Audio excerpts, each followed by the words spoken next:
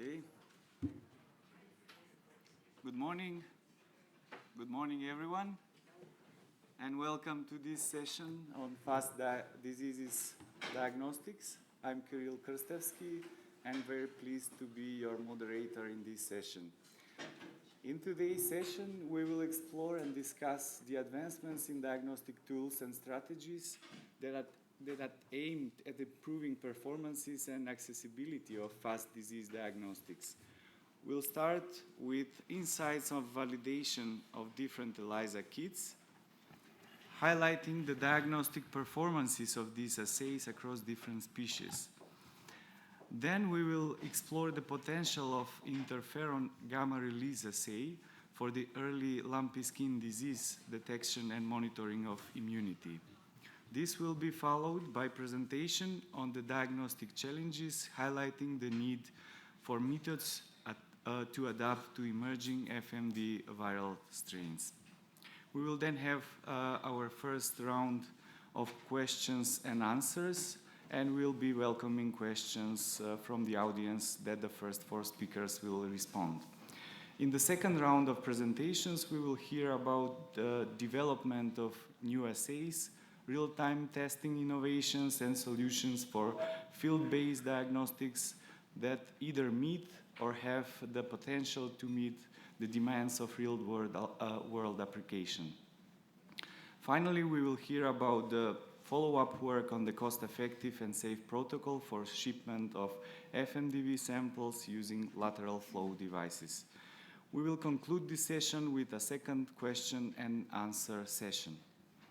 Thank you for joining us, and we start now with our first presentation, and I invite our first speaker, Nagendrakumar Singanallur. Nagendrakumar is a senior researcher scientist at the Australian Centre for Disease Preparedness in Geelong. His expertise are with foot and mouth disease and other transboundary animal diseases.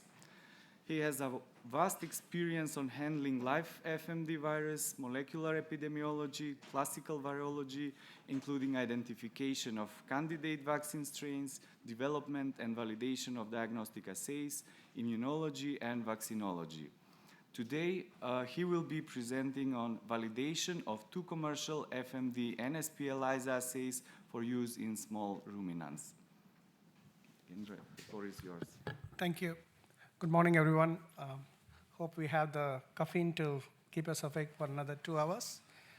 So I'm here to share some story about diagnostic kits. There are many diagnostic kits, commercial ELISAs available for detection of FMD antibodies, both structural proteins as well as non-structural proteins, and also for many other diseases. And we also have the new concept of point-of-care devices to detect antigen as well as antibodies. And we have many diagnostic kits nowadays for point-of-care testing with molecular methods. So there are some really good kits, and there are some kits. So the proof of the quality of the kits is actually assessed in the laboratories when we actually use them to either identify the agent or measure the antibody or identify the antibody status or the disease status of the animal. Manufacturers put a lot of pain and effort to build their kits, nice color, nice design, all cattle, sheep, goat, all the animals in one side, and the name of the kits. But the proof of eating a pudding is actually looking at it and seeing whether it can be eaten. So if you look at the insert of those kits, that's where the maximum details are missing. So you'll have details about sensitivity and specificity, terminologies that are incorrectly used because there are two types of sensitivities and two types of specificities. So we'll deal that in this presentation. So we all have used serological assays for detection of FMD antibodies, both structural as well as non-structural. We have the VNTs, we have the ELISAs, and the different versions of the ELISAs. And FMD-DIVA assays are a must-have if we are using vaccination as a policy to control the disease and to obtain freedom from infection. The NSP antibody detection is one of the crucial or very important tests to have, especially to have proof of freedom from FMD. And if you find the literature of these kits, the inserts, you will find that they have used 400 samples from cattle. Some publications will be given as references. But if you actually go into those publications and see that there is a gap, that these kits are not validated fully for use in small ruminants. These have been used in research purposes throughout and published, but there is no structural validation of these kits for use in small ruminants. So we identified this as a systemic gap. And when we looked at the literature, we found one beautiful paper, 2007, from Emi Broca and his big consortium of labs. And if you read that paper, most of the validation comes from cattle. And then there are some around 116 or some odd samples in sheep and goat. But everybody missed in 2007 reading the paper was a line that was written. There should be a proper validation for these kits to be used in sheep and goat. We missed that line, but we continue to use these kits based on this publication. And recently, there was also an inter-laboratory comparison of the different ELISAs, again with the consortium of labs, where they attempted to do this, but in the form of a verification exercise. So we need to understand the two terms that WUHA has coined, validation and verification. Verification is just comparing and saying, OK, I can use this, or I can't use this in my lab. But validation is a whole structural process. And yesterday, we learned, after my years of veterinary degree, that small ruminants are not cattle. So that we all learned when we used to read the Sisson and Grossman anatomy book when we were doing veterinary medicine. The first day, they used to say that sheep and goat are different species than cattle. They are anatomically, physiologically different. But there is a new lesson in every FMD meeting. So because there is lack of evidence, we looked into the WUHA chapter 1.1.6 and also the accompanying chapters 2.1 to 2.7 to see what are the areas that a diagnostic kit has to go through before it can be called as a validated kit. There are up to stage 5, but people have done up to stage 4 that is good enough to be in the commercial market. But at least to get a provisional recognition, they have to go through stage 1 and stage 2. And the important parameters of the diagnostic assays are captured in that box section, where what they have to do to achieve stage 2 validation. And they have given where the manufacturer has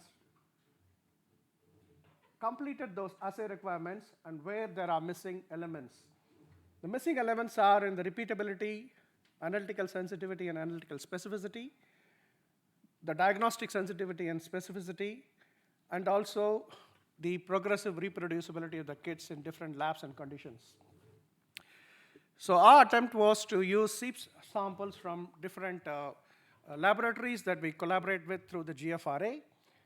We are grateful to the ISLA in Brescia, Wageningen University and Research in Lelystad, where they offered us their valuable samples, the small ruminant samples for us to do the assay. So as per the WUHA protocol, we classified those samples to measure the relative diagnostic sensitivity and specificity. There were 808 samples coming from 2 different pools of FMD.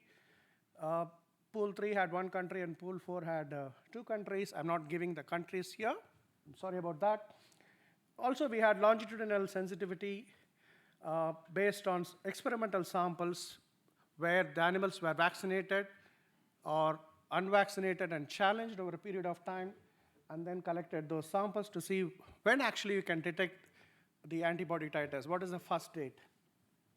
We also looked into the analytical specificity. The closest match we could get was blue tongue. That was important for Australia. So we used 2 outbreak samples from blue tongue, and then we had 180 samples for that. And also we looked at the inter-rata agreement based on classified samples as positives and negatives. We tried to identify the precision, accuracy, and other parameters. So we followed a Bayesian latent class model based on the samples we had. Out of the 2 out of the 3 countries, 1 sample was from vaccinated sheep and goat population, which were from unaffected areas. So we considered them as an apparently healthy population with 0 prevalence. So we designed our model based on that. And when you're implementing a Bayesian model, you need to have prior values. Because these kits did not have an established diagnostic sensitivity and specificity in their inserts, we took the prior values from the Brocae publication for cattle. So we used that as a prior value for the diagnostic sensitivity and specificity, and based on which we arrived at the other parameters.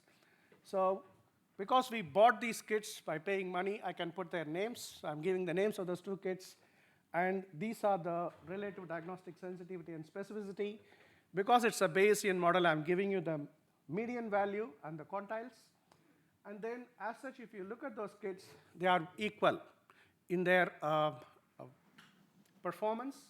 And the sensitivity and specificity are closely matching.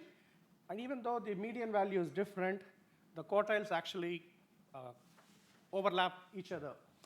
And then because these 2 kits are conditionally dependent in Bayesian model, we also estimated the covariance, and we have positive results, positive integers for the positive covariance as well as the negative covariance.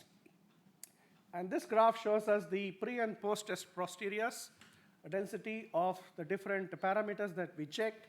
So the red dots are the pre-test probability densities, and the blue graph is the post-test probability density. And then we have nice defined curves, like a normal distribution. That means whatever model we set to write, we call it the model has identified itself, and then we are having a nice precise estimates. So based on this, the conclusion, the test accuracies are 96.17, and the precision is more than 99%. Based on the interrelated agreements, the correction factor is more than 99%. That's really good. And the reliability of these kits for use in any outbreak situation or for proof of freedom is more than 0.99%. Any value that is more than 0.7 is good enough. So these 2 kits are really good in substituting your existing in-house assays. So what is in for Australia? So we can use these 2 kits along with our in-house assay with confidence to demonstrate proof of freedom, certify freedom from infection, and also contribute towards the eradication of the disease. So we tick 3 of the 7 fitness of purpose in the UHA manual. And then these kits can be interchangeably used. So if one kit is not supplied, you can go and use the other kit as well. So they can be used interchangeably. And then Australia can confidently respond to any surge capacities. Now that we have 3 diagnostic tests that are completely validated, we can rely on any one of those tests. And then even if we are competing with other countries, we can follow over for at least one of these kits. And then finally, it provides further credible evidence on which our national and state emergency animal disease policies can be used for preparedness and response. I would like to thank the Department of Agriculture Victoria, the Chief Veterinary Officer's Office, for funding this project, because the initiative came from them asking one simple question: are these kits validated in sheep? We perused the literature and we said no, and then this project resulted. We also should thank 2 institutes through the GFRA, the Isla Institute in Brescia, the director, and the Wageningen Research Institute, Aldo and Fedra, for helping us in getting these diagnostic tests done. So one thing, when I asked, will you say yes to my proposal, they said yes. Then I said what I want to do with them. So thank you very much. Thank you very much, Nagendra. We stay on validation in the validation area, and I invite Vesna Milićević, our second speaker. Vesna is a veterinarian specializing in veterinary virology. She is coming from the Institute of Veterinary Medicine in Serbia, where she currently heads the Department of Virology. Her research focus is on diagnosis of viral infections using both classical and molecular techniques. Vesna had a significant contribution to numerous national and international projects aiming to enhance animal health and control of viral diseases. In addition to her work at the Institute, she also has served as short-term professional with the UFMD. And today, Vesna will tell us something about focusing on specificity, commercial ELISA kits for fast disease diagnosis in wild animals. Vesna, please. Thank you, Kirill. Thank you for this introduction, and thank you all for being in room A. So I'm going to present you results of one small research that have been conducted in Serbia with several institutions, and it was funded by EUFMD. It's about specificity of commercial ELISA kits, but for using in wild animals. So just a brief reminder of fast diseases. These are viral diseases of ruminants and swine sharing similar clinical symptoms with FMD, which is already scaring for us, which are in non-endemic regions. Basically, they cause significant socioeconomic impact, and stamping out is still probably the main measure to control them. In addition, many restrictions in trades and other stuff additionally make them very serious.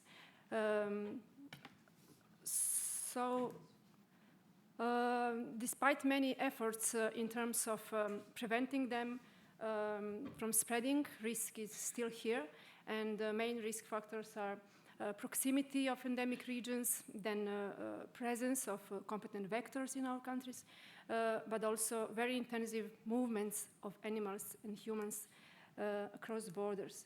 Maybe I can only mention this year's outbreaks of PPR in Greece and Romania, and also sheep and goat pox in Bulgaria and Greece again. So thus the aim of our study was somehow to get better prepared, because we are still a country free from fast diseases, and we decided to test commercial ELISA kits for their specificity, but when we use them in wild animals.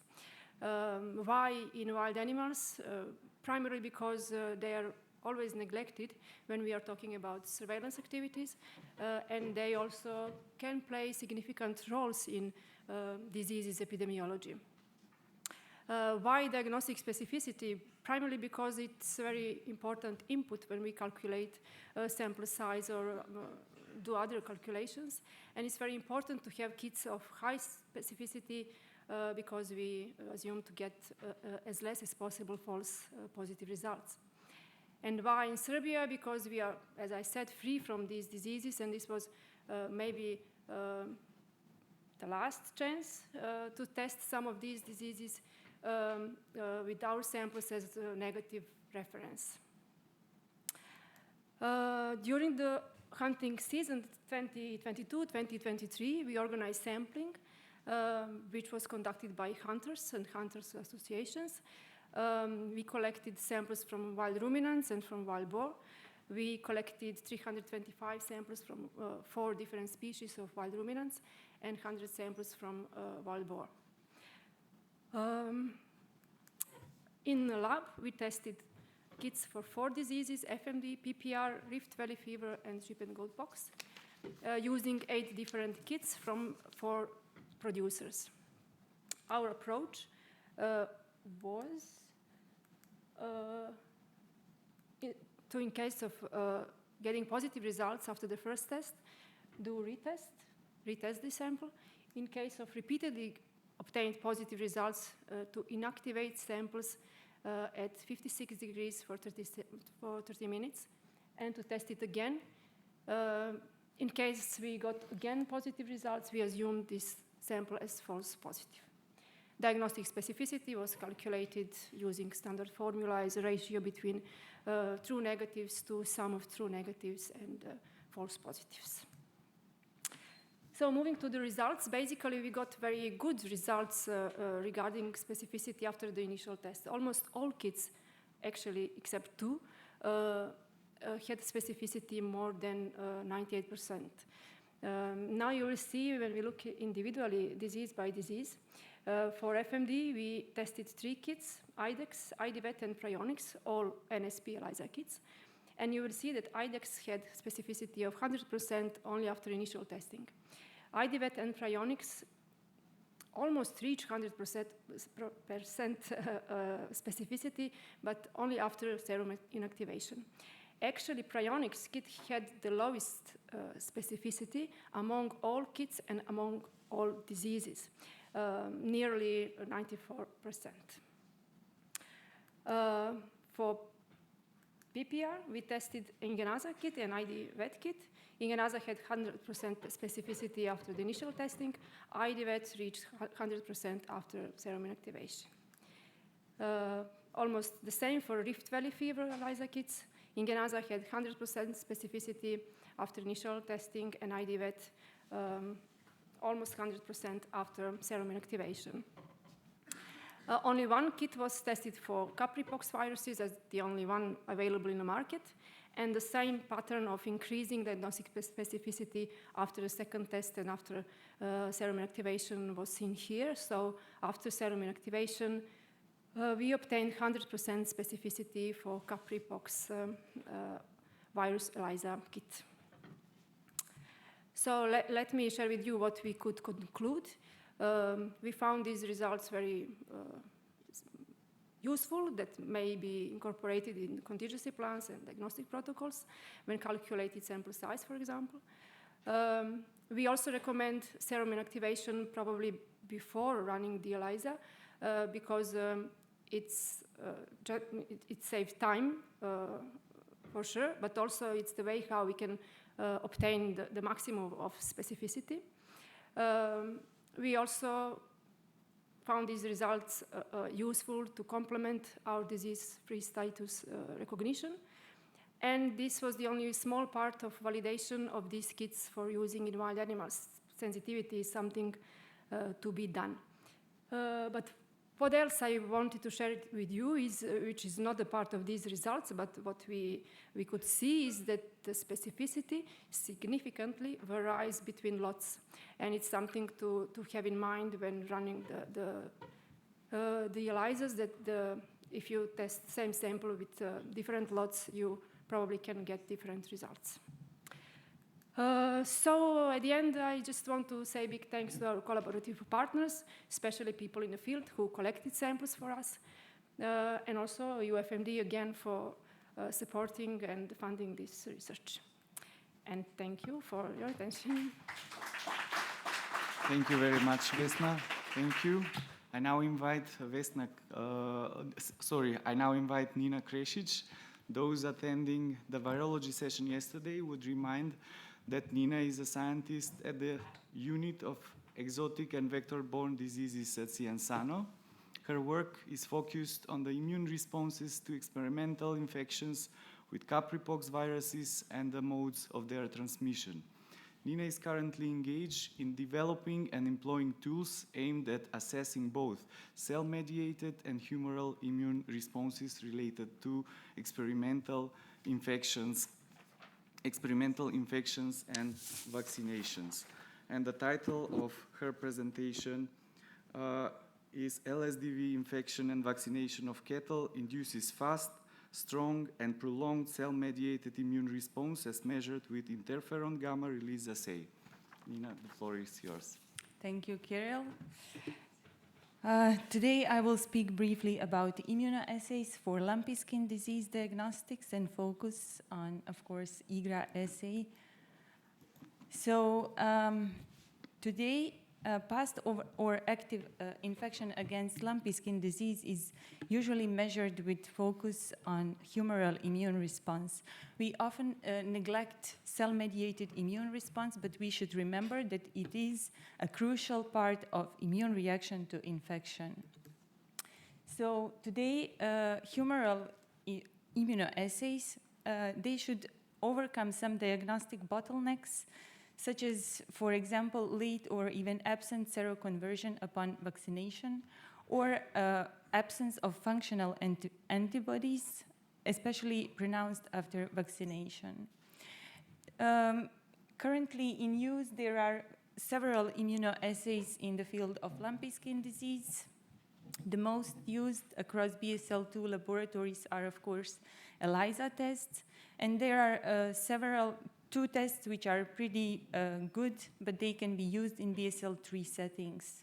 So each of these tests has its own advantages or downsides. And the main downside, for example, of this ELISA, which is widely used, is suboptimal sensitivity. However, there is additional immunoassay called IGRA assay, which measures interferon-gamma response upon infection or vaccination against lumpy skin disease, which has been used in the research settings, but we do not see its diagnostic application yet.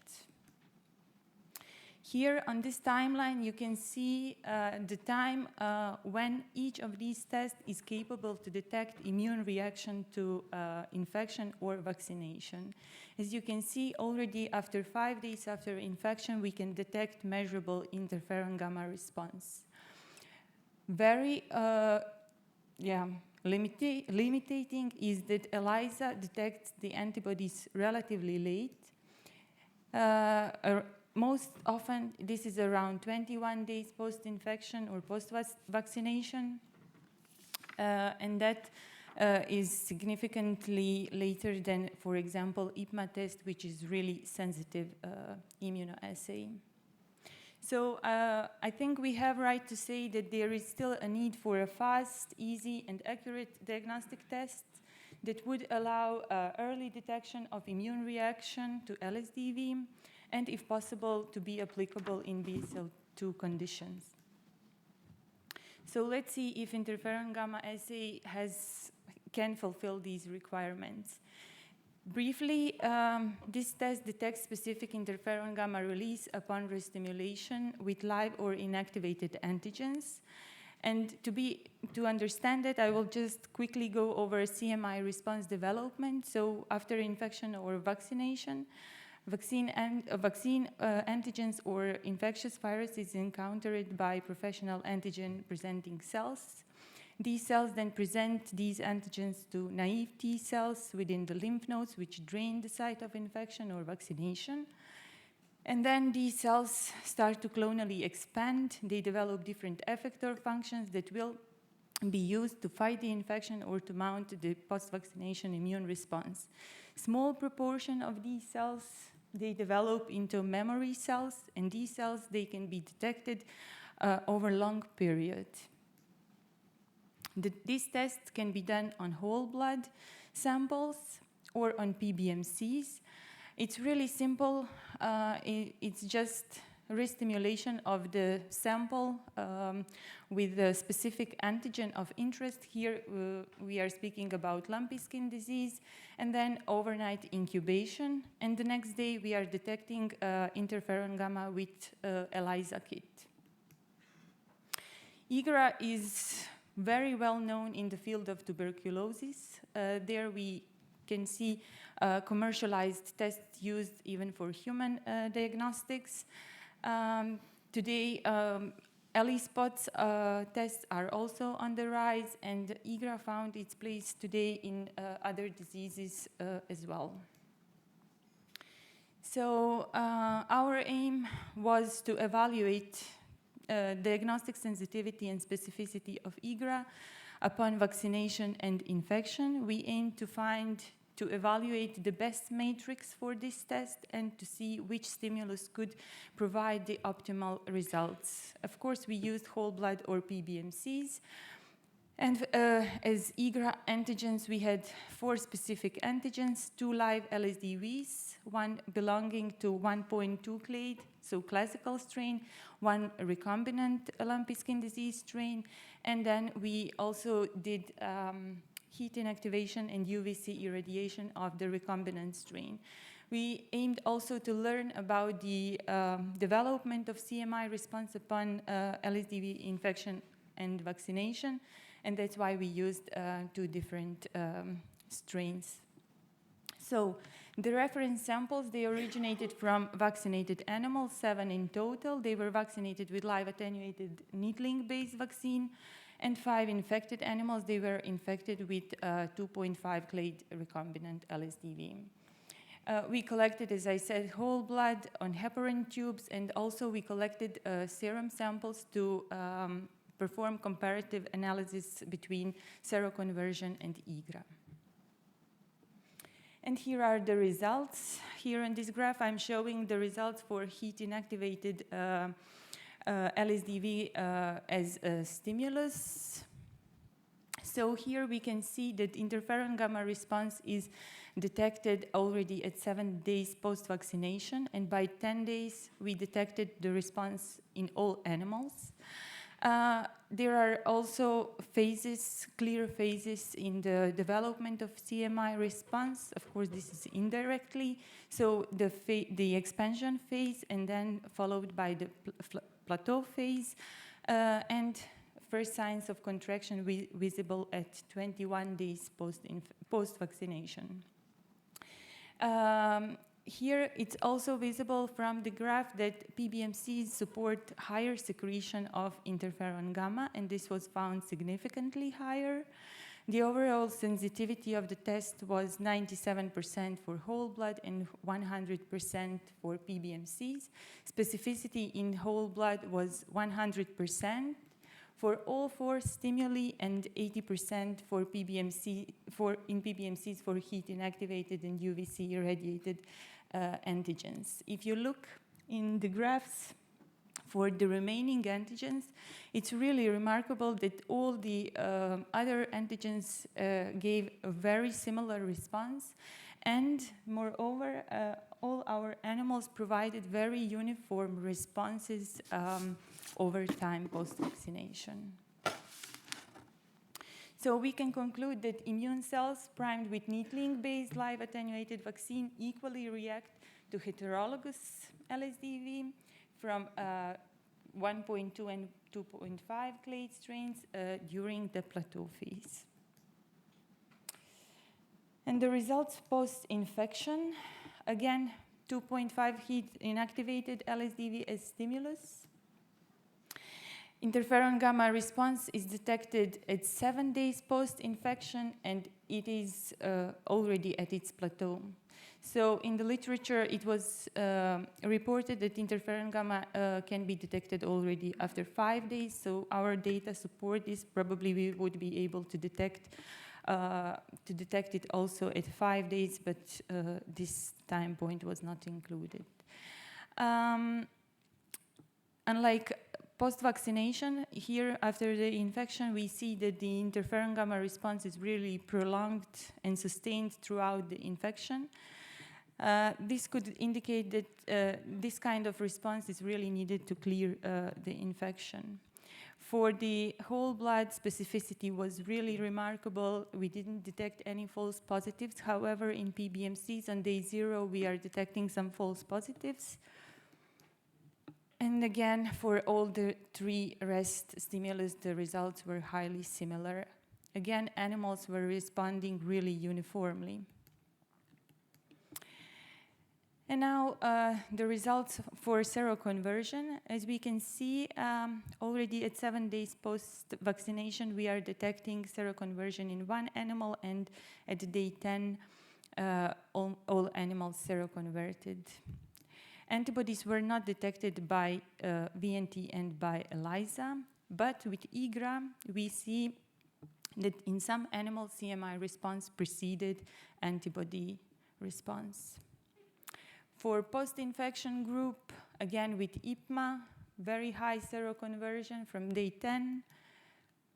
VNT, 17 days post-infection, the first seroconversion, and then by the end, all animals. With ELISA, somewhat later, 21 days, and with IGRA, all animals since 7 days post-infection demonstrated interferon-gamma response. So if we look in our post-vaccination group, we see no neutralizing antibodies, but we see robust interferon-gamma response. And maybe we should really think if interferon-gamma is a correlate of protection, because yesterday my colleague Wannes, he showed nice protection of these animals against challenge. In conclusion, our study, I think, made some valuable contribution to the to revealing maybe potential diagnostic marker.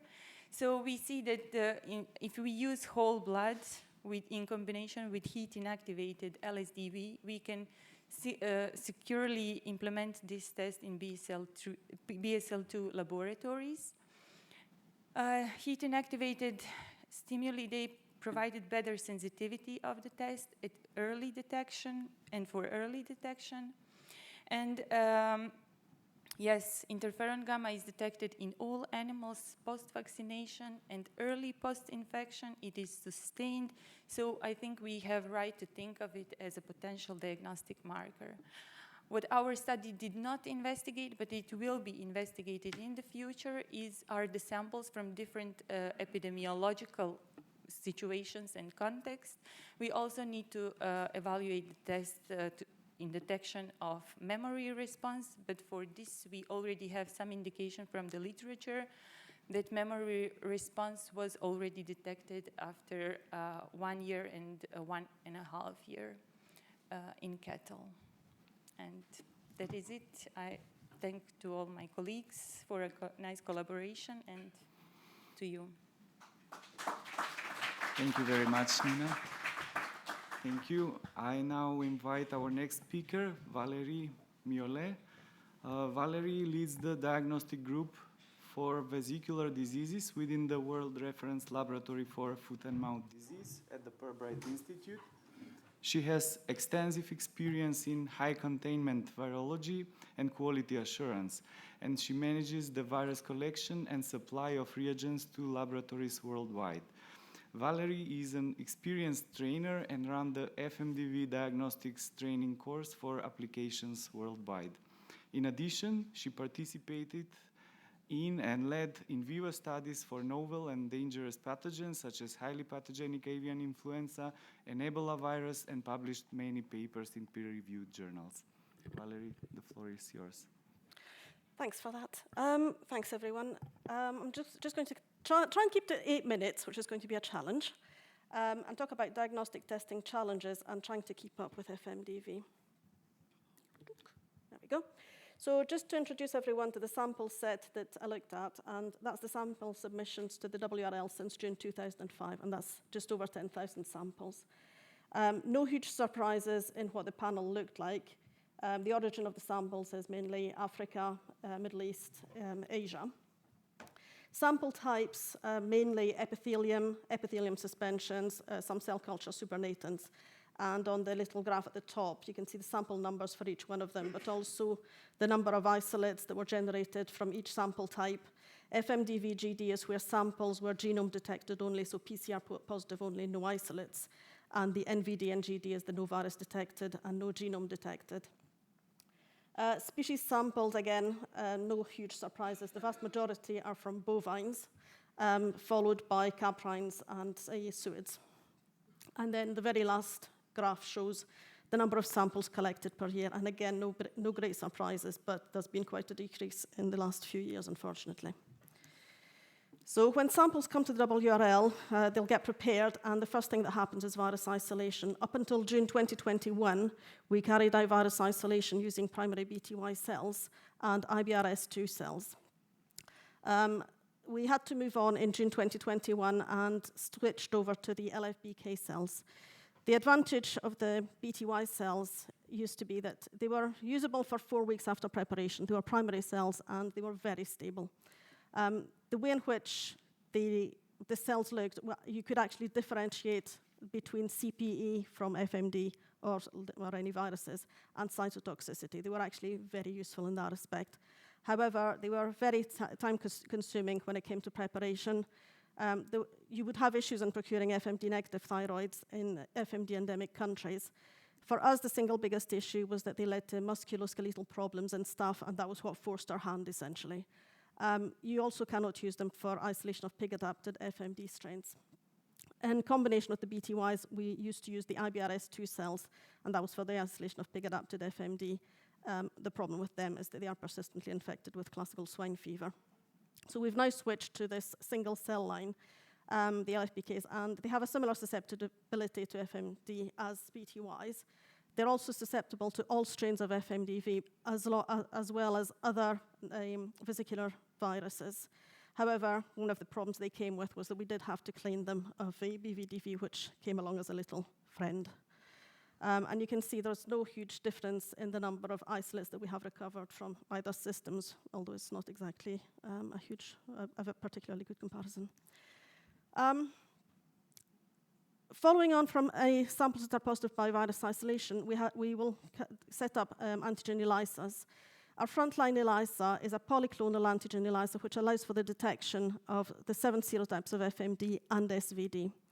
If we do not get detection in this ELISA, and what I mean by that is the OD values do not meet the threshold for positivity, or we have enough cross-reactivity that we cannot tell the difference between whether a sample is one serotype or another, we will rely on a secondary ELISA, which everyone in this room is likely familiar with, which is the monoclonal antigen ELISA that the Eisler supply, which allows the detection of 6 serotypes of FMDV.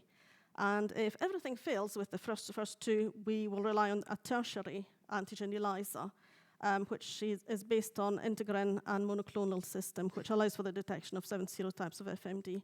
And all 3 antigen ELISAs have been part of our diagnostic testing system since 2017, and that's a panel of 2,837 samples. And this is sort of why we have to rely on 3 ELISAs. So you can see these are samples that have actually failed serotype identification using the standard polyclonal antigen ELISA. I've split it by topotypes, and you'll see some of them are slightly more frustrating than others. So on the secondary ELISA, you can see even with this ELISA combined with the other one, we still have samples that just will not play ball. The main one being Cathay, which has always been a bit of an issue. And even adding in our third ELISA with the integrin and MAB ELISA, so it's 3 completely different systems. You can see we still have some samples that will not, they will just not generate a conclusive serotype. And at that point, we're very grateful that we can actually rely on sequencing.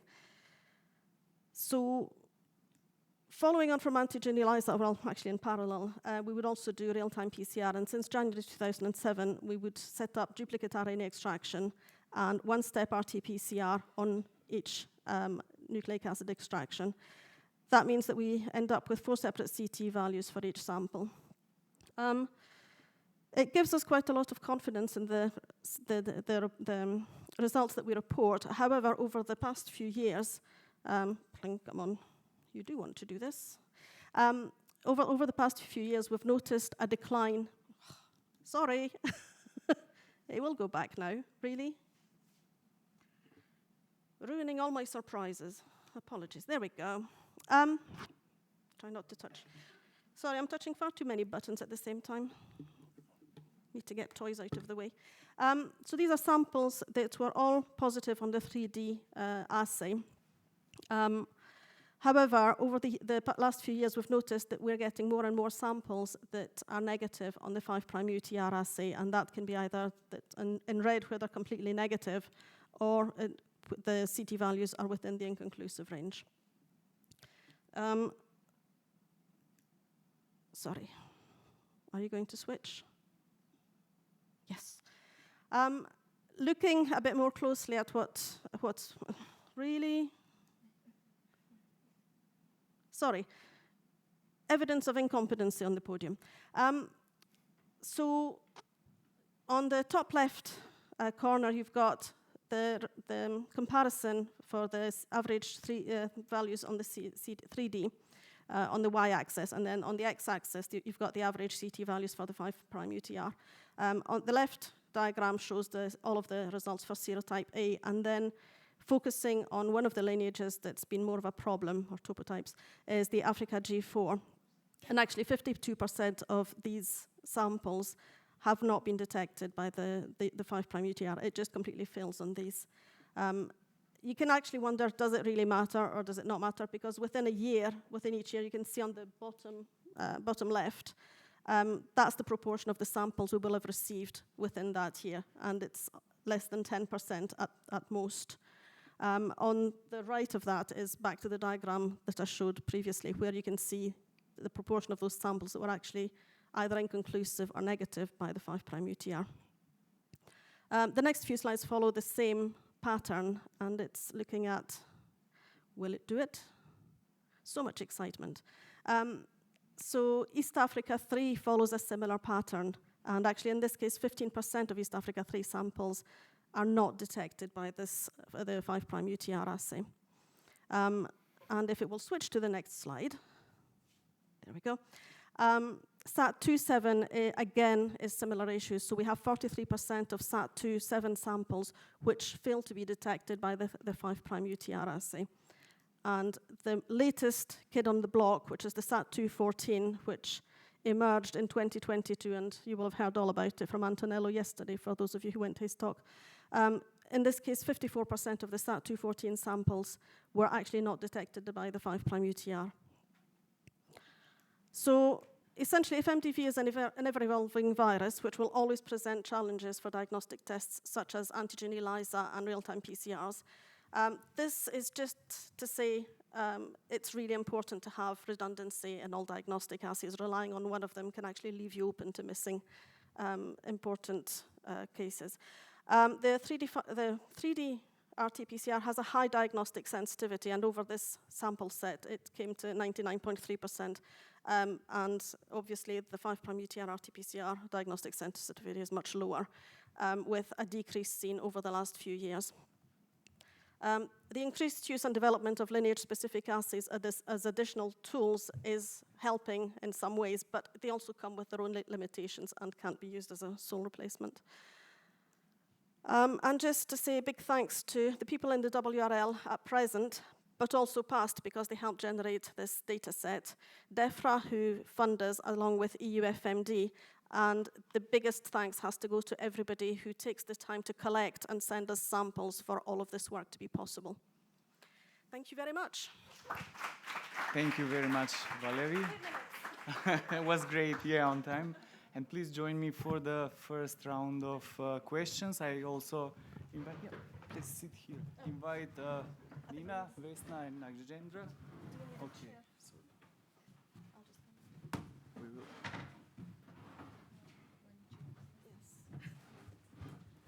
I think we've, yeah. Musical chairs.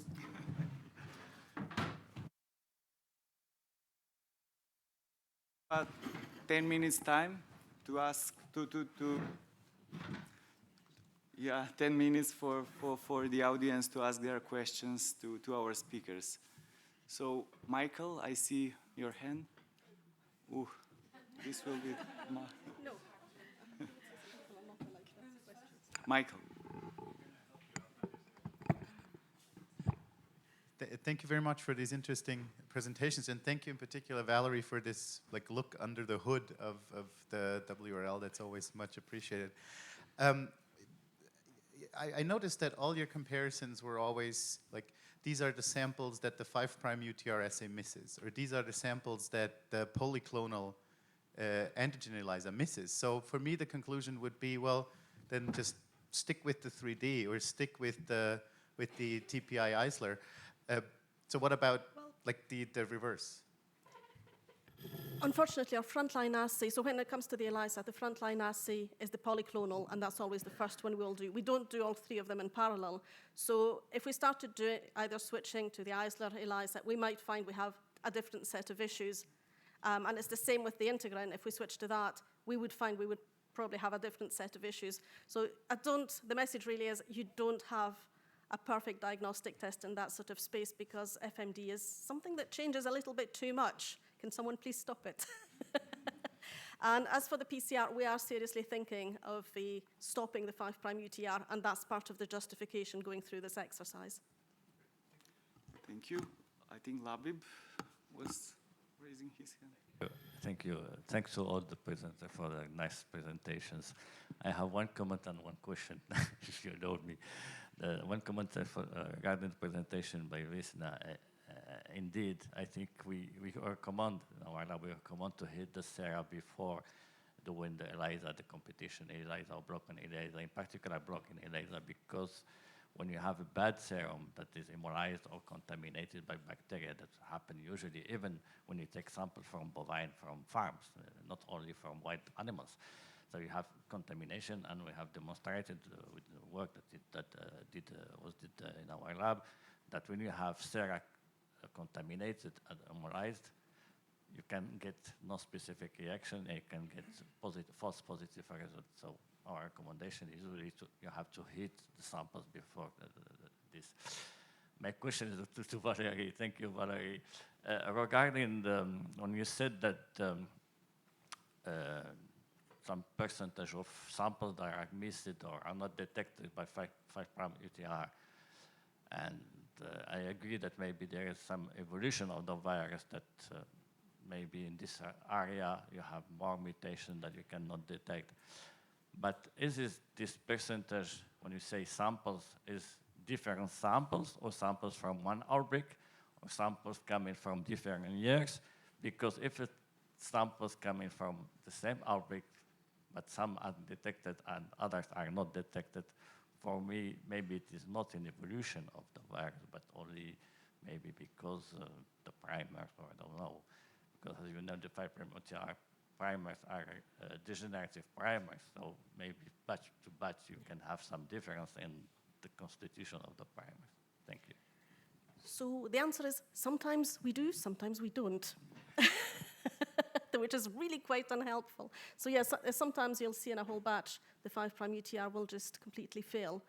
And sometimes you do see a bit of, trying is probably not the right way to put it, but you will see the 3D will give you some CT values, and the 5' UTR CT values will be quite a bit higher. So there's still something there that can be detected. But what I didn't show, and I just 8 minutes, I couldn't do that to everyone, is when you plot the variability within the 3D region and the 5' UTR, and that is not a new slide, I mean, that's a really old paper, and I'm looking at updating that. You can see there's quite a bit more variability in the 5' UTR region, so it's really not a huge surprise. Yeah. I think Don want to ask a question, and then colleagues behind.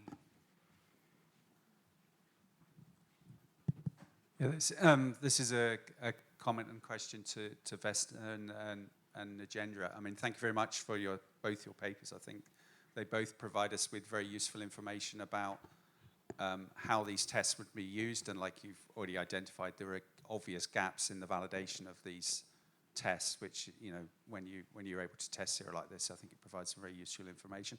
I suppose a question for you, Vesna, is when you found these non-negative false positive results, did you get any evidence that they were higher or lower signal in the test? Were they results very close to the cutoff, or were they a whole spectrum of signals that were all the way up to very high signals?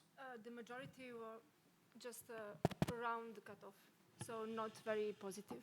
Okay, not very positive. So after the first test, they would have been high positive. When you inactivate them, they will still be positive, but just above the cutoff. Yeah. Okay. I see many hands raising. Our colleagues behind Don. Thank you very much. I've got two questions, if it's allowed.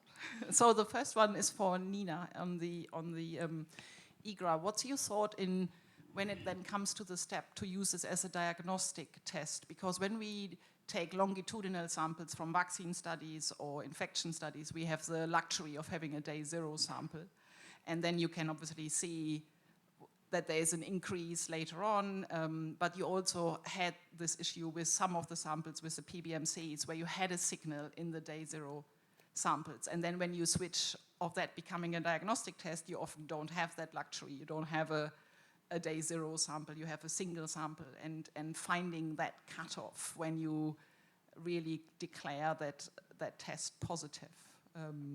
How do you see the chances of establishing that? Thank you for your question. Very good remark. First of all, we compared two matrices, whole blood and PBMCs. Whole blood didn't have any issues with specificity. What we also do know that PBMCs do not suffer from the specificity issues.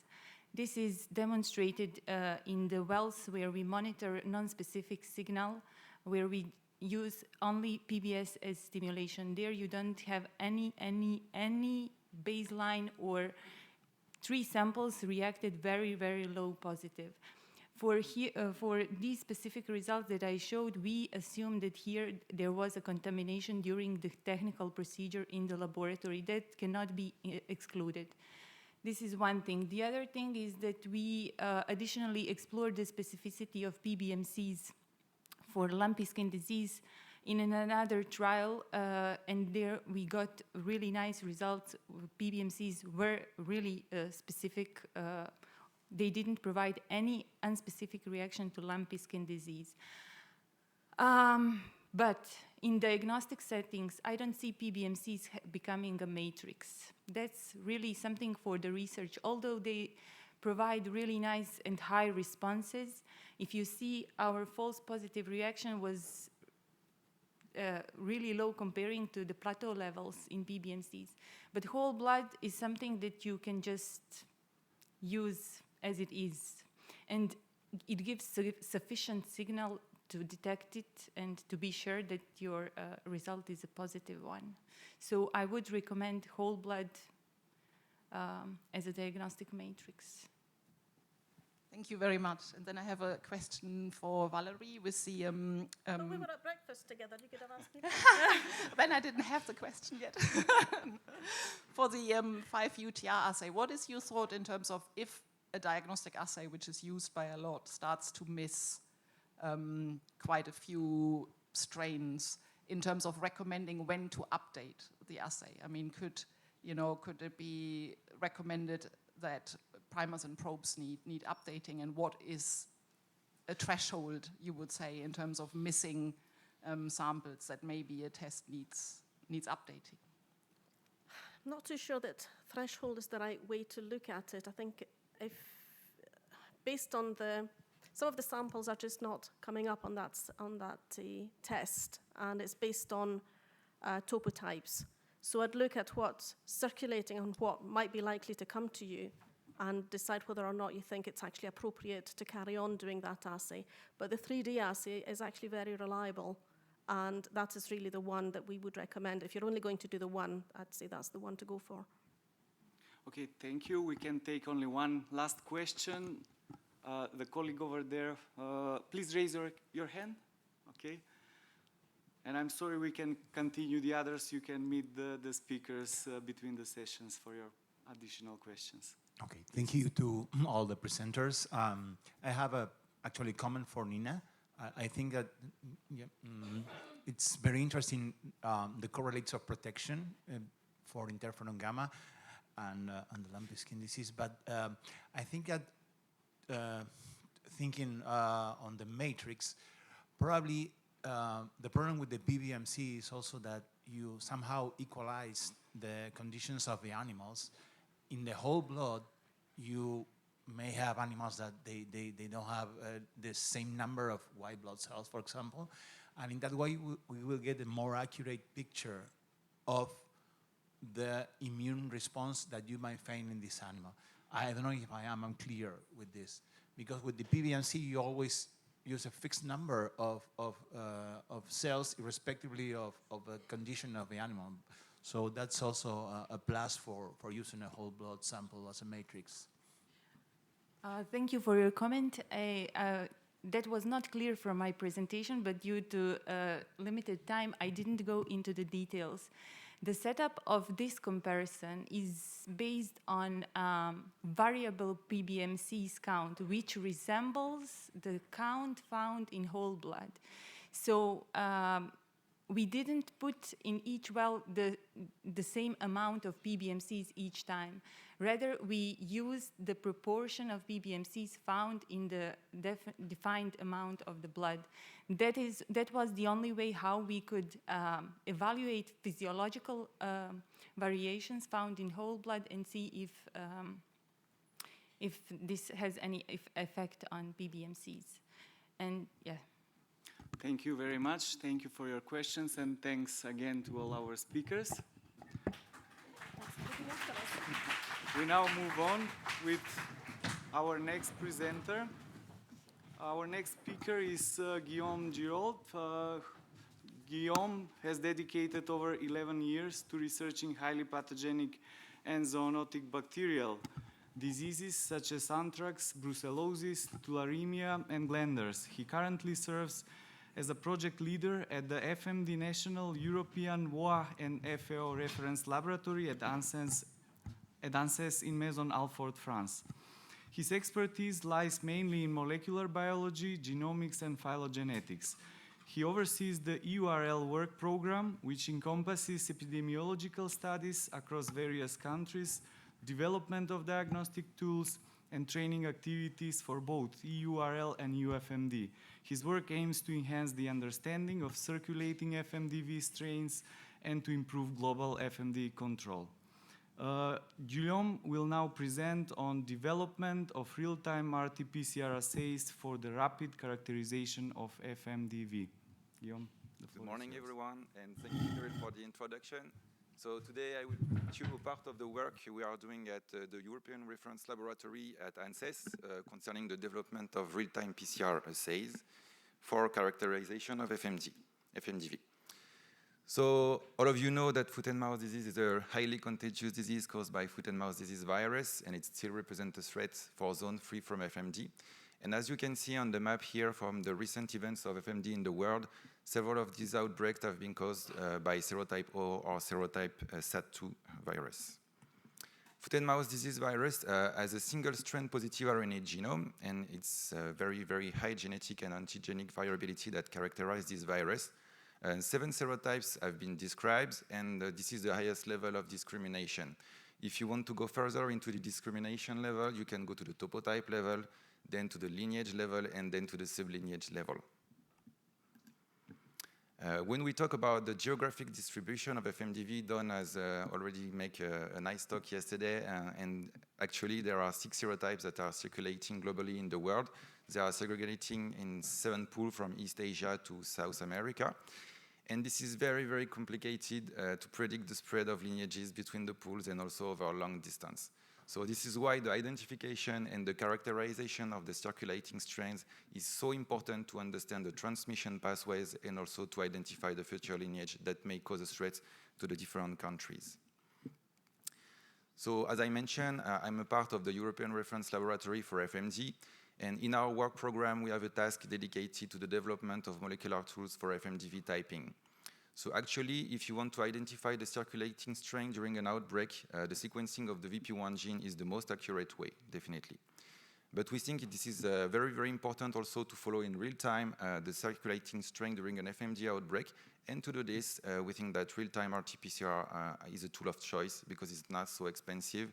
And some assays already exist. You can find it on the WOA FAO website, for example, or on the Purbright Institute website. So today, I will present you our development of real-time RT-PCR targeting serotype O and also targeting serotype SAT2. And I will start with the one that targets serotype SAT2. So as Don already mentioned yesterday, an outbreak of FMD happened in Algeria in December 2023, and it was serotype SAT2 topotype 5 that was detected.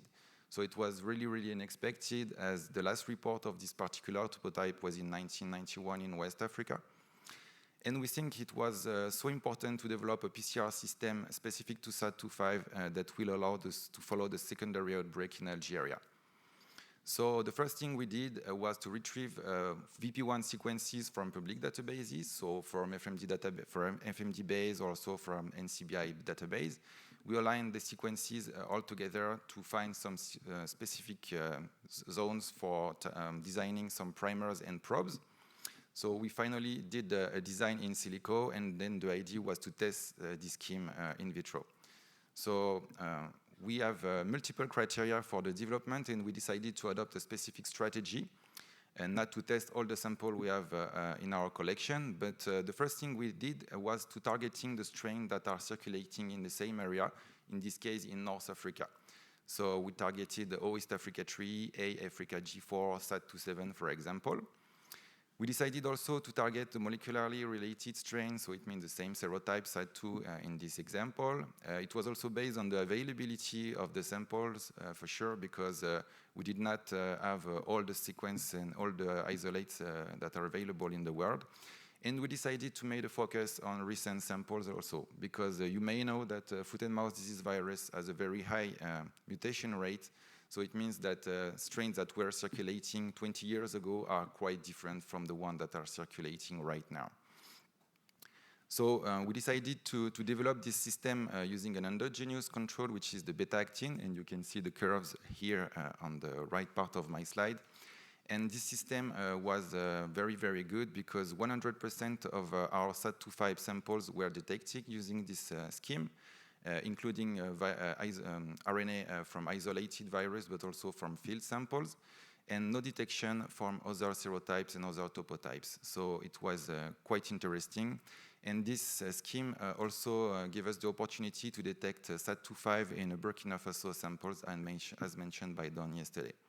So based on these promising results, we shared these systems with our colleague from North Africa, and they say to us that it was working, and we are discussing again with them.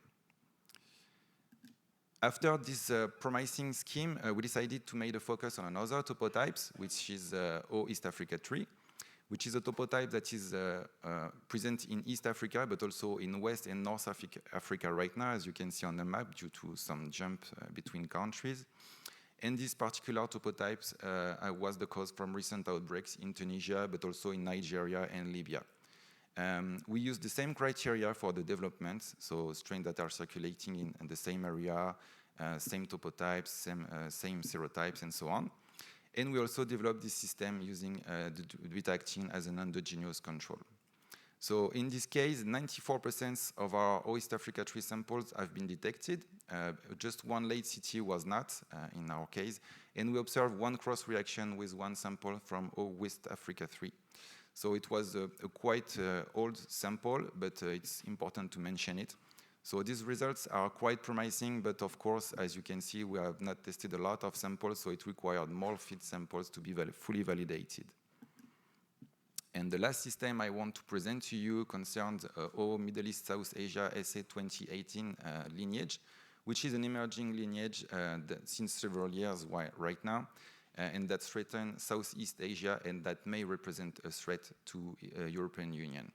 So in this case, this is the lineage that is targeted. This is a higher level of discrimination compared to topotype. And in this case, there are more genetic proximity with other lineages, such as in 2001 or Panagio 2, for example. So the design was a little bit more complex in this case, but finally we find a successful design, still combined with the beta-actin endogenous control. In our case, 92% of our SA 2018 samples were detected, just one with a late CT was not. So these results are promising, but the SA 2018 samples that we're testing were coming from Middle East. And of course, we wanted to maybe in the future test more field samples to fully validate this system. So now I arrive to the conclusion of my presentation, and I want to give you some take-home messages. So all of you know that FMD still represents a threat to EU due to the presence in Turkey, but also in North Africa. And this is why the surveillance and the control of the circulating strains is of very high importance. So there is a real necessity to develop highly accurate methods, and we think that real-time PCR assays can be very helpful in this way. Of course, we also know that it's sometimes difficult to obtain sample of interest, and this is why the cooperation between laboratories is mandatory to combat FMD. It's very, very important to share data, to share information all together. And nevertheless, due to the high mutation rate of the virus, we know that this type of topotyping PCR I may have a limited lifespan. Maybe in 5 years, in 10 years, 15 years, if we are lucky, they will not work anymore due to the mutation rate. But of course, to finish on a positive way, using the appropriate workflow, it will be possible to design quickly new PCR assays, and it will be very helpful for the laboratory to follow the secondary outbreak of FMD during the outbreaks in countries. So I want to thank all the people involved in this work, the European Commission, the WOHA, the FAO, UFMD, of course, the WOHA-FAO network, Fulbright Institute, all of my colleagues of the EURL, especially from the biopic team, and special thanks to my master student, Thomas, who did an amazing job during this training period for the development of this PCR assay. And I want to thank you for your attention. Thank you, Guillaume. Our next speaker is Efrem Foglia. Efrem is a biologist working as a researcher at the FAO Italian Reference Laboratory for Vesicular Diseases at Isler. Over the last years, he has gained and improved his expertise in serology and molecular biology, development of new diagnostic methods for detection of FMD, and the evaluation of vaccination campaigns in endemic countries. Also studied the dynamics behind FMD-induced immunization and the genetic and immunological characterization of the virus itself. Today, Efrem will present on development of a reverse transcription recombinase polymerase amplification for the on-field detection of foot and mouth disease virus. Efrem. Good morning, everyone. Thank you, Kirill, and thank you, UFMD, who gave me the opportunity to share with you these preliminary results about the development of a new RT-PCR assay for the detection of FMD. In recent years, many point-of-care tests have been already developed in the veterinary field, and also for the detection of FMD. Indeed, also our group, Isler, in collaboration with many other international groups, have already developed recently a couple of devices able to detect and contemporarily serotypes FMDV. But these are devices based on lateral flow immunoassays, so they have an intrinsic limit related to their analytical sensitivity. So in order to improve the limit of detection of POC tests, we decided to move in another field and try to develop another POC test based on molecular methods. And we focused on recombinase polymerase amplification, RPA. RPA, long story short, is an isothermal DNA amplification. So for the detection of FMD needs of a previous step of reverse transcription. And it's a reliable, fast, and easy assay. Actually, some other assays for the detection of FMD related to RPA have already been developed. But today, I want to share with you our story, so our data. Starting from the project we decided to follow for the development of this assay.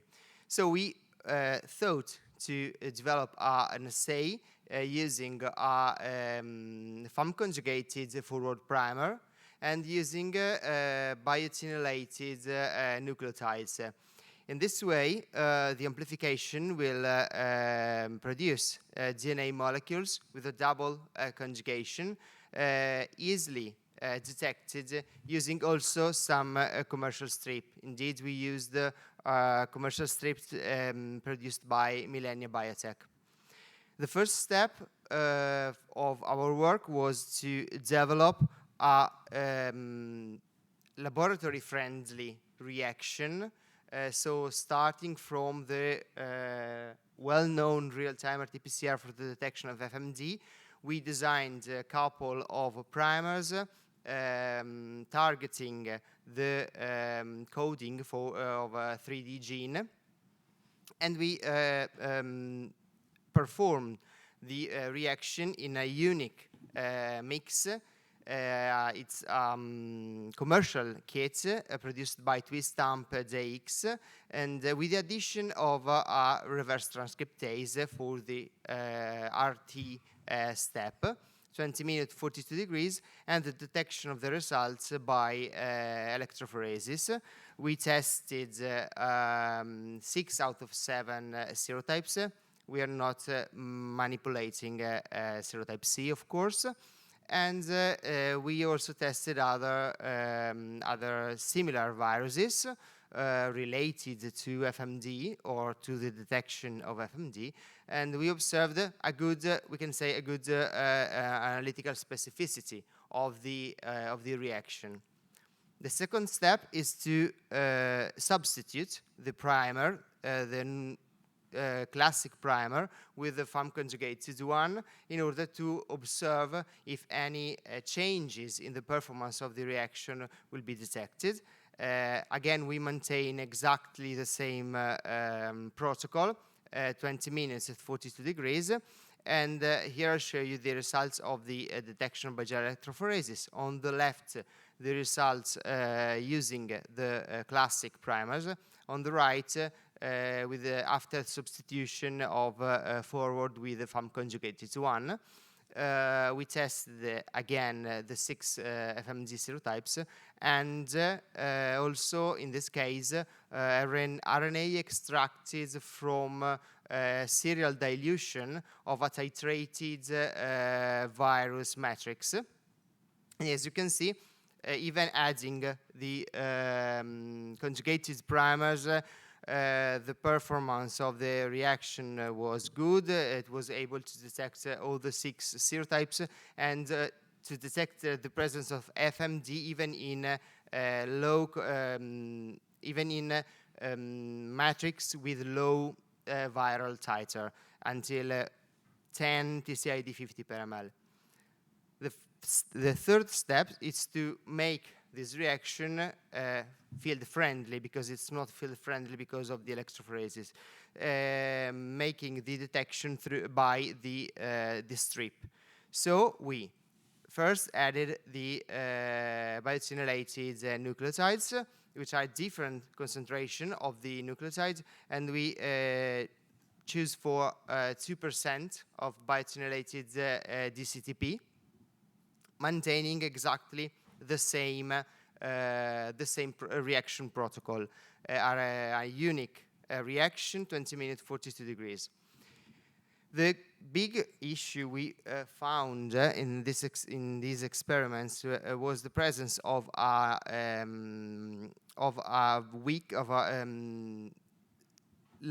positive line, even in negative samples. These negative samples are without any kind of nucleic acids, water. So we want to understand why we found these false positive.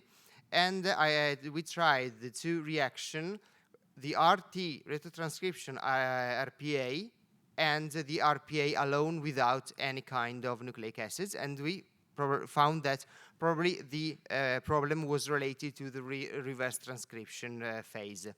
So we split the assay in 2 different reactions, consecutively performed. First, the reverse transcription, 20 minutes, 42 degrees, and then the RPA, 1 microliter of the first solution in the RPA mix. And we observed a better result, not optimal, of course, but better. So we decided to add a third step between the retrotranscription and the RPA, and the denaturation steps, 5 minutes, 95 degrees, to stop the activity of the reverse transcriptase, and the results are, again, better, not optimal, but better. So we tried to test some samples, different samples, following this protocol. This protocol consider an assay divided into 3 steps: retrotranscription, 20 minutes, 42 degrees, 5 minutes and 95 degrees for the denaturation, and then finally the RPA, 20 minutes, 42 degrees, with a concentration of biotinylated CTP 2% in the RPA mix. We tested the 6 serotypes of FMDV, obtaining positive results with all of them. Then we tested RNA extracted by serial dilution of titrated matrix of FMDV, and we obtained good results, almost sure, until 100 TCID50 per ml. I'm not sure about the results of 10 TCID50 per ml because the negative samples is not completely white. And finally, we tested also some positive field samples. Those samples were also being tested with real-time RT-PCR, and here I'll show you also the CT values of the real-time RT-PCR. And the interesting thing is that we can detect FMDV also in field samples, and also when the viral concentration is quite low. So, concluding, we settled an RT-RPA assay divided into 3 steps: retrotranscription, denaturation, and RPA, with a volume of reaction 25 microliters, containing a FAM conjugated primer and 2% of biotinylated CTP.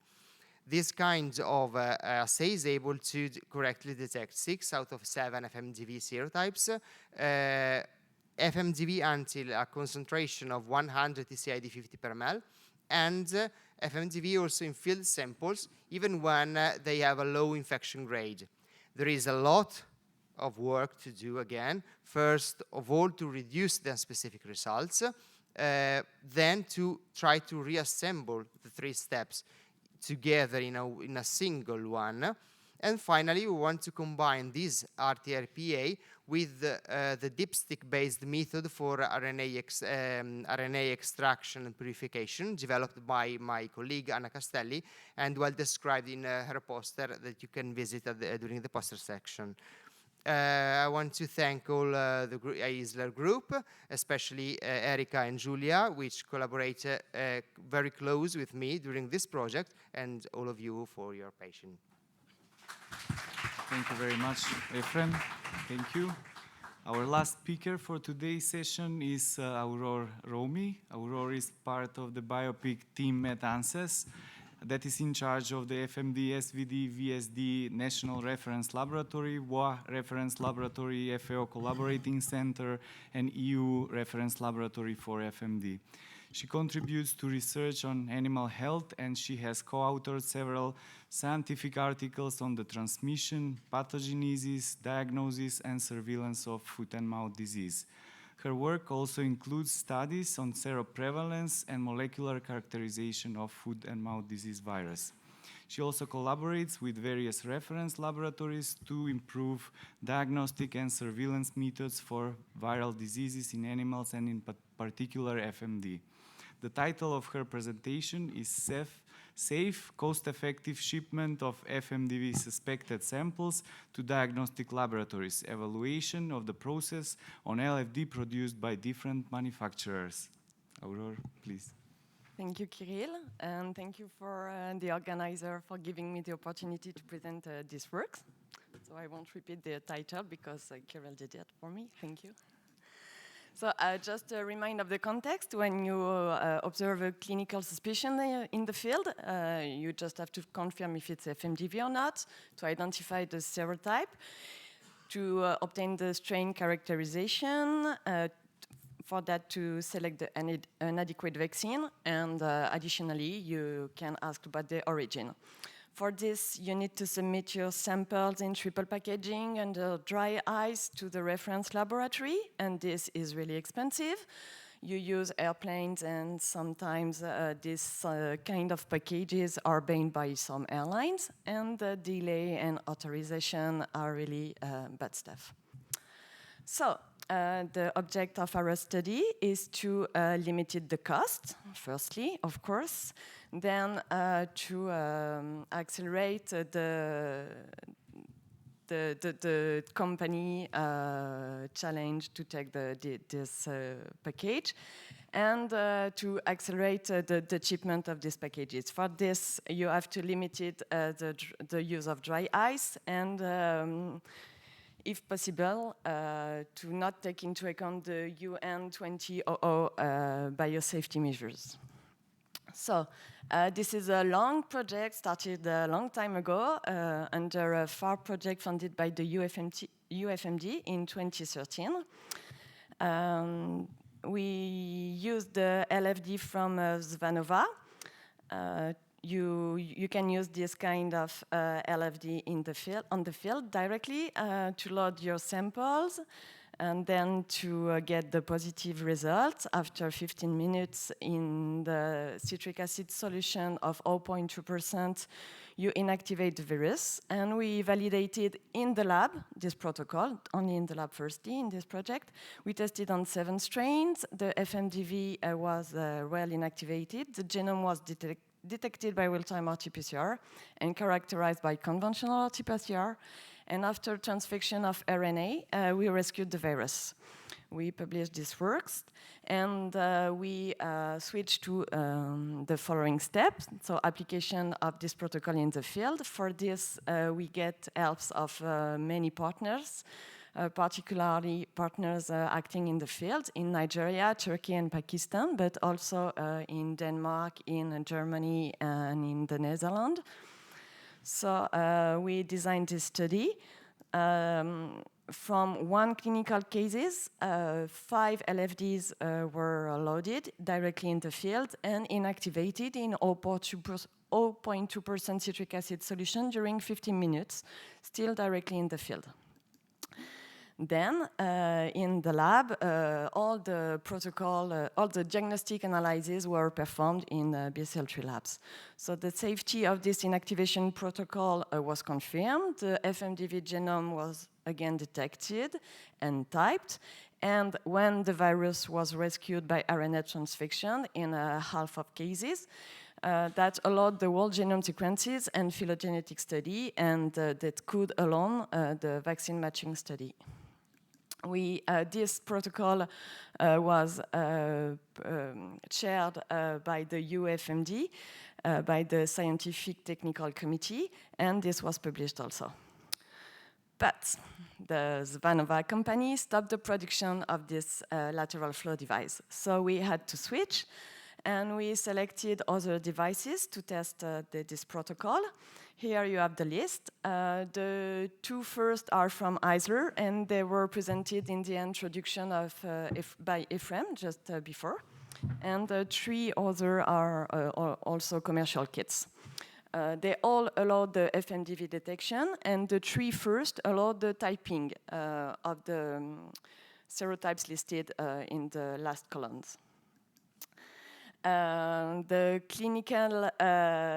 The Cliniscience and the Abexa LFD, were really similar.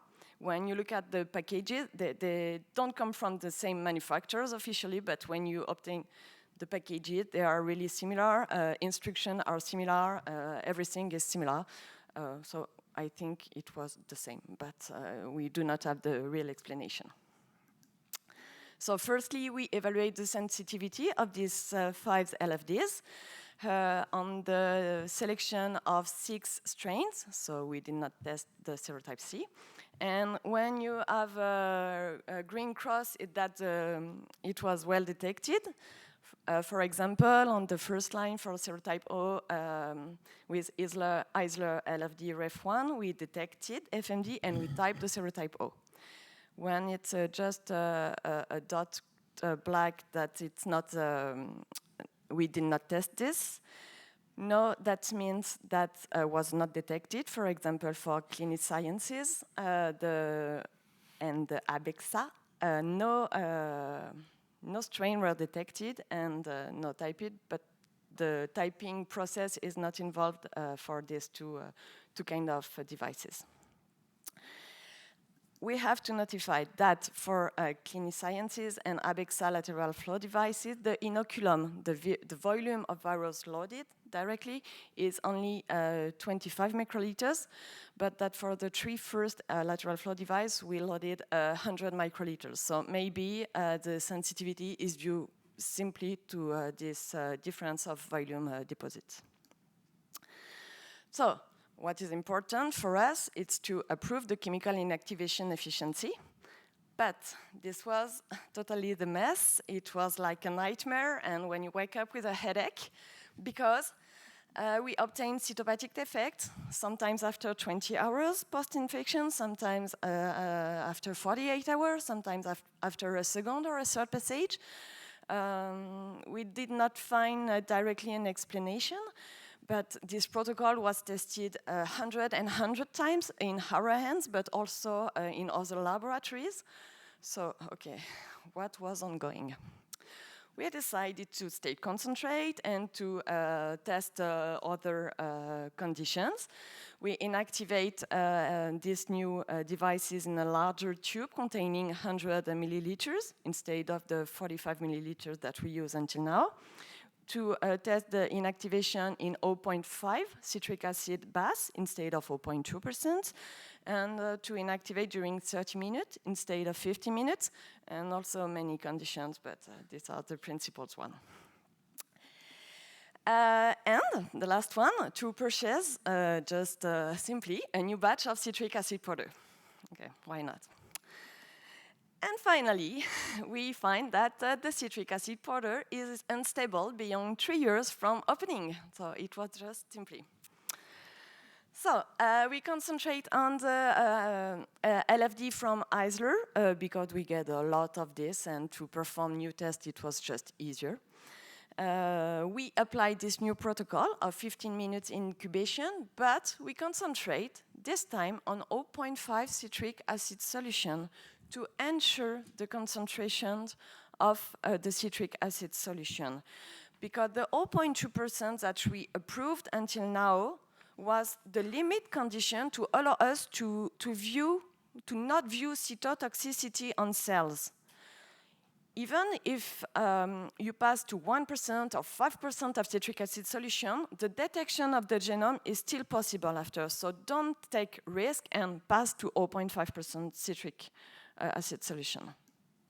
And with this test, I can confirm that with this condition, tested on the 6 strains listed just before, the FMDV was well inactivated, the genome was detected by real-time RT-PCR, and the virus was rescued by RNA transfection, allowing the full comparison and the full characterization of the new strains. So what's next? Of course, to apply this protocol on the other devices that I listed in my first table, but on more references LFD available. We know that one were validated by the WUHA manual, so maybe it could be a good idea to test this one, but also available on the market. We are open for that, and we would like to evaluate the entire protocol on the field, because of course, in the lab, everything is simple, but on the field, you have other conditions. So, in conclusion, the protocol with citric acid solution passed to 0.5%. The citric acid powder is stable until 3 years from opening. Okay, keep this in mind. Maybe you will be used this one time. The safety of the inactivation protocol was confirmed. The FMDV genome was detected by real-time PCR, and the FMD virus was rescued by RNA transfection. So I would like to thank all of you, and muchas gracias a todos por su atención to invited us in these beautiful places. And I would like to thank all our colleagues. Without them, nothing were possible. So thank you, all of you. Thank you very much, Aurore. So please join me for the opening, for the questions and answers session. And before opening the questions and answers session, I have very quick announcement.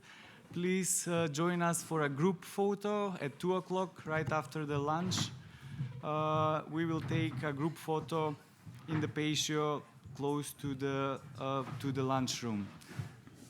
we can now start with the questions. I see Michael has hand raised. Michael, and then Don. Well, again, thank you for the interesting presentations. A question for Aurore. I have a hard time wrapping my head around percentage concentrations of citric acid. Can we talk about this in terms of pH? So the solutions that failed to inactivate, did you check the pH?